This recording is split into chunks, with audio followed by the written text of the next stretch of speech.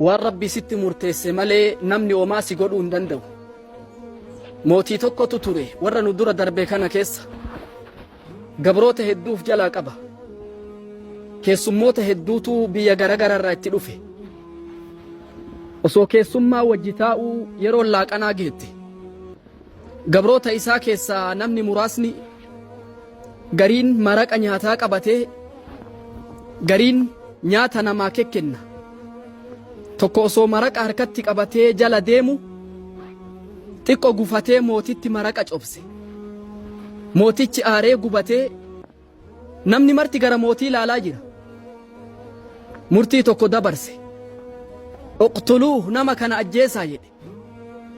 Gabrichi kun akka malee rifatee yoo waan aganaatiif ajjeesaa jedhan ka beekaa ittiin naqin mee beekumaan itti naqee haa du'u jedhee waan harkaa qabu hunda itti naqe.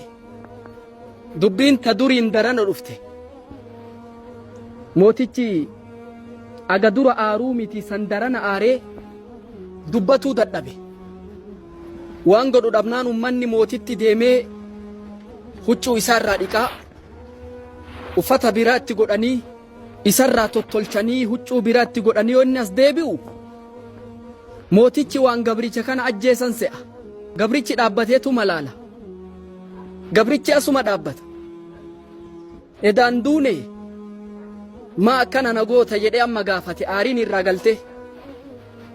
Jennaan gabrichi gurruma keessan isinii eeguudhaaf jedheen yoo ani tasa xiqquma isinitti cobse saniif ajjeesa jettu san maali mootichi akkana zaalimaa siin jedhani akka maqaan sin banneef guutuu sitti naqee maaliif ajjeesan yoo jedhan